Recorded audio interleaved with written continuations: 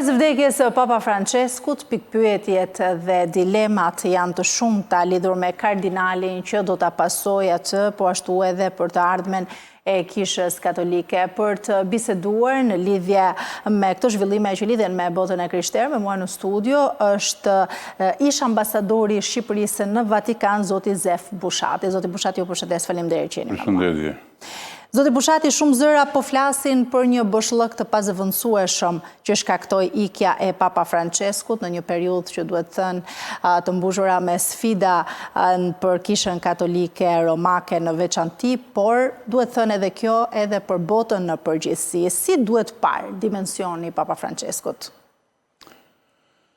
Unë nuk është se jam shumë dakord me faktin që, apo me shprehin që Papa kalon një boshllëk edhe do jetë domethënë një humbje e pazëvendësueshme.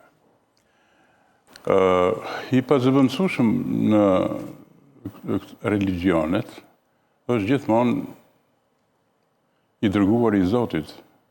Njerëzit nuk janë të pazëvendësueshëm. Njerëzit gjithmonë domethënë zëvendësohen.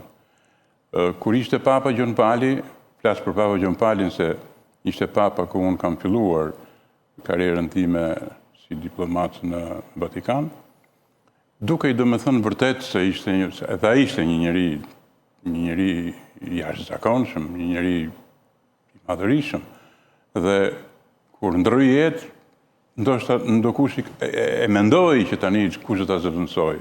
Po ja që doli Papa Benedikti e zëvendësoi. Kur Papa Benedikti ta dorëheqën, e zëvendësoi pastaj Papa Francesku. Pra, papët nuk janë të pazëvendësueshëm, ata janë të zëvendësueshëm. Zëvendësohen, secili prej tyre jep kontributin e jashtëzakonshëm në krye të Vatikanit, në krye të Selisë së Shenjtë, ndërkohë jep edhe atë mesazhin e tij. Secili nga papët ka ato veçoritë, ka ato veçantitë e tij. Mendoj që Papa Francesco ishte i dhënë jashtëzakonisht shumë mbas modestisë, mbas dëshirës për t'i ndihmuar të bobektit, për t'i ndihmuar njerëz të nevojë, për t'i ndihmuar të gjitha llojet e shtresave të cilët nga vështirësitë e jetës nuk arrinin dot që t'i përballonin ato. U veçua edhe për faktin se nuk i pëlqente luksi i tepruar atij, nuk donte domethënë që të dukej, nuk donte që të binte në sy, të ndjehej që Papa është Papa dhe Papa mund të vishet i të rinar. Ai tha edhe kryqin ne nuk kemi pse ta bëjmë prej ari, tha. Se ne vlerësojmë kryqin, nuk vlerësojmë arin. Dhe nëse do ta shohim me këtë sy, atëherë duket sikur shkëlqimi i arit zbeh pak ato vlerat tona, apo qëndrimin ton, dashurinë ton ndaj kryqit. Kështu që ai e kishte edhe ai atë specifikën edhe veçantinë e tij. Megjithatë, këto ditë shumë kanë folur, shumë e kanë përshëndetur, unë kam parë udhëheqësit më të mëdhenj, domethënë të globit, të botës, e kanë vlerësuar, e kanë përshëndetur të gjithë kontributin e tij dhe kanë shprehur gjithë keqardhje për këtë humbje. Përgjithsisht humbja e çdo pape ndjell domethënë një keqardhje të madhe, por kjo është jeta. Ndërkohë, zoti Bushati, Papa Francesku pa më shumti si një klerik progresiv, jo konformist dhe mbi gjitha si reformator. Çfarë mund të themi për doktrinën e tij katolike dhe diplomacinë papale që ai zhvilloi dhe e promovoi? Për shembull, në Kishën Katolike, natyra si Papa Francesco quhen baritor. Shumë baritor. Baritor është ai që e udhëheq, për shembull, i udhëheq domethënë njerëzit. Qëndron pranë tyre, është shumë i lidhur me ata, me hallet dhe problemet e tyre. Ndonjë pap tjetër nuk e ka këtë cilësi, këtë karakter, domethënë këtë natyrë të baritorit. Një pap tjetër mund të jetë me karakteristika tjera, ndoshta më vonë në këto që do vinë, edhe në qoftë se unë njoh në njërin prej tyre, mund të them çfarë karakteristika ka ky, se gjithmonë kur Selia e Shenjtë, kur ai kolegji i kardinalëve ka detyrën për të zgjedhur një papë, ata e shohin në kompleksitet. Por jo vetëm kaq, por i përshtasin karakteristikat e tij edhe me aktualitetin, edhe me kohën në të cilën po kalon bota. Kështu që në këtë periudhë kur u zgjodh Papa Francesco, ishte pikërisht periudha që ai me natyrën e tij i përshtatej. Dhe vërtet kjo ishte një zgjedhje shumë e mirë, se jo vetëm për faktin që ai nuk donte lukset, nuk i donte gjërat e tepruara, i thoshte për shembull kardinalëve që pse ju duhet keni një apartament të madh me 4 dhoma, me 6 dhoma kështu. Ju mund të keni një apartament normal, domethënë atje, që jetonin. Pra nuk i donte këto, apo u thoshte pse duhet merrni makina luksoze? Pse duhet që makina të kushtoj 80.000 euro, 40.000 euro? Nuk i donte domethënë këto gjëra. Por kur erdhi koha pastaj që situata filloi të ndryshonte, jo në raport me shpenzimet e me paratë, me varfërinë apo me pasurimin e një shtrese të caktuar që ne i quajmë oligark kështu, ai ndodhen konfliktet e armatosura, ndodhi konflikti në Ukrainë me Rusinë, edhe ndodhi Izraeli me Palestinën, me rripin e Gazës, dhe bëri përpjekje të jashtëzakonshme ai që të ndikonte që konfliktin ta zgjidhnin me paqe, ta zgjidhnin pa armë, pa luftë, pa u vrarë njerëz, kështu. Dhe në atë periudhë kohe, ai donte që të takohej edhe me presidentin rus, me Putin. Donte që të takohej me të, donte të bisedonte. Ai e dërgoi sekretarin e shtetit kardinalin Pietro Parolin që të bisedonte, ai shkoi në Moskë dhe folën, ai ja transmetoi të gjitha mesazhet e Atit Shenjtë Putinit, por donte edhe vetë që të bisedonte. Dhe me që jam të kjo çështje, them me mendjen time sa herë që ai nuk arriti, se nuk e kundërshtoi takimin me Papën, absolutisht jo. Por them me mendjen time që nga që nuk arriti dot ta takonte, a do ta shlyej këtë duke marrë pjesë në ceremoni. Një herë u fol, që edhe mundet, një herë tjetër pastaj sikur surprizë do jetë, domethënë nëse është ardhja e tij atje në këtë për ta shlyer atë që ai e kishte dëshirë dhe nuk arriti të paktën me një pjesëmarrje, pastaj do të ishte vërtet një gest, domethënë i mirë kështu. Gjithsesi, domethënë, shumë nga bota, personalitete shumë të larta, duke filluar që nga presidenti Trump, i cili ka deklaruar pjesëmarrjen e tij bashkë me të shoqen, personalitete të tjera të mëdha, domethënë të botës, do marrin pjesë në atë ceremoni. Ndërkohë, zoti Bushati, përpos dialogut ndër fetar, mesazhi i Papa Franceskut ishte i qartë për të ardhmen e katolicizmit, për te orientimit të tij historik eurocentrik. A ka arritur ose sa ka arritur ky mesazh i Papës të përçohet dhe sa do të adoptohet nesër nga Papa i ri? Kjo që thatë ju është pjesa më e thjeshtë, se kjo është pjesë e doktrinës, që ata e njohin shumë mirë, kanë studiuar, kanë eksperiencë të madhe, edhe këto lloj detyrash, po i them unë që i ka një papë sapo merr, domethënë, pozicionin e papës, këto janë detyrat e tija. Por ka pastaj gjëra të veçanta, të cilat bëjnë pjesë, siç thash unë, tek misioni që ka Ati i Shenjtë. Erdhi në Shqipëri. Pse erdhi në Shqipëri? Geopolitika e solli. Ja, s'merret fare me geopolitikë. Po çfarë solli në Shqipëri? Ishte një surprizë, ishte një gjë pak si e jashtëzakonshme, pak si e pabesueshme. Zgjodhi Shqipërinë, vizitën e tij të parë sa u bë pap, zgjodhi Shqipërinë. Po, në vitin 2014. 2014. Cili ishte mesazhi? Atij i pëlqente ta prekte me dorë, ta shihte me sy bashkëjetesën e mrekullueshme fetare që kanë shqiptarët.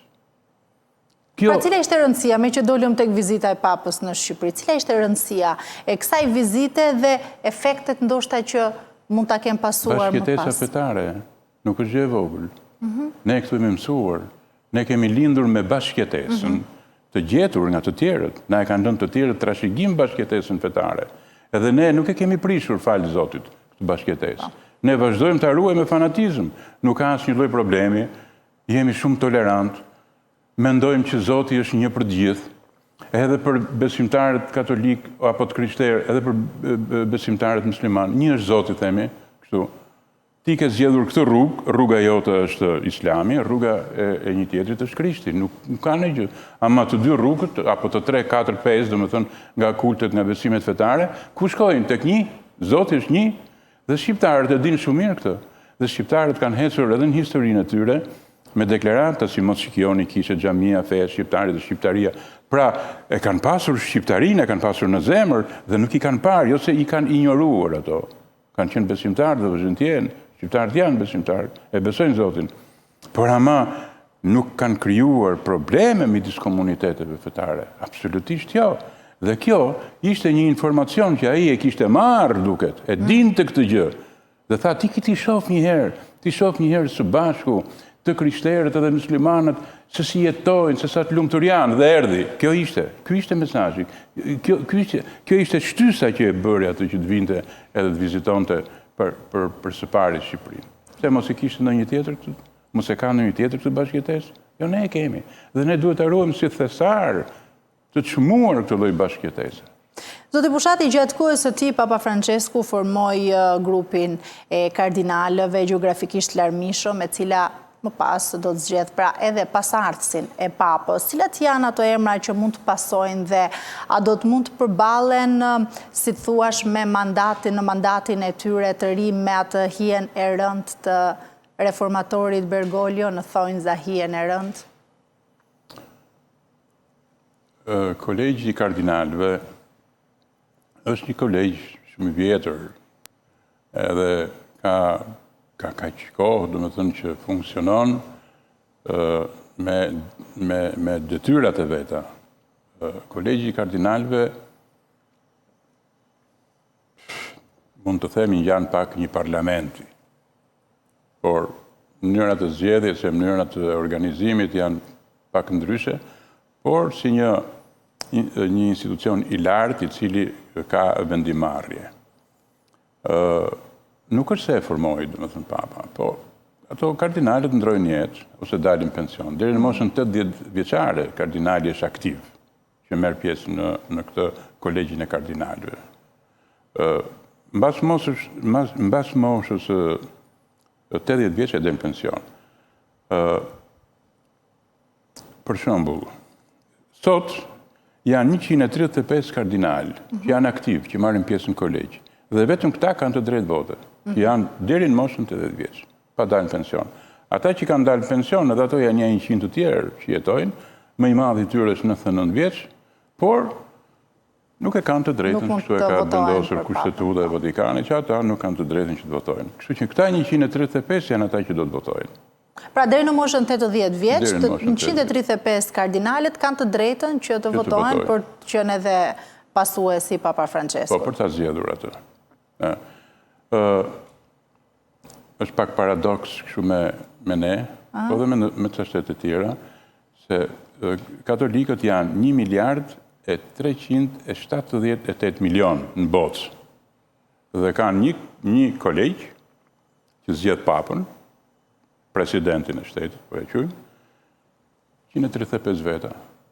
Ne jemi 2 milion e gjysmë, 3 milion, kemi 140 deputet. Paradoks është, me thënë vërtetën. Ju mos e prononconi se e thashon, jo ju. Ne mund të kishim 70 deputet, mund të kishim 50 deputet, duam të kemi aq tepër.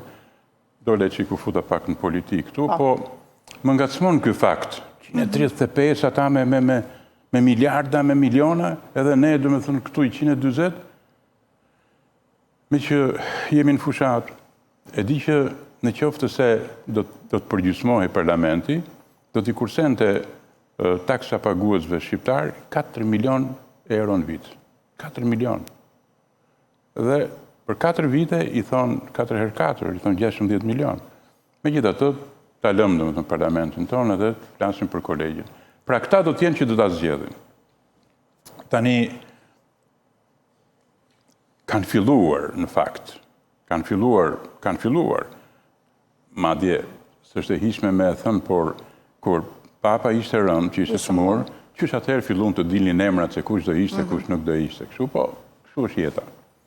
Dhe kanë filluar që të testojnë, grupe që testojnë, domethënë se kë emër e mendoni ju kardinal. Dhe edhe këto të basteve nuk rinë brapa, kanë filluar që të vënë bast kush të zgjidhet kardinali, për emrin e kardinalit.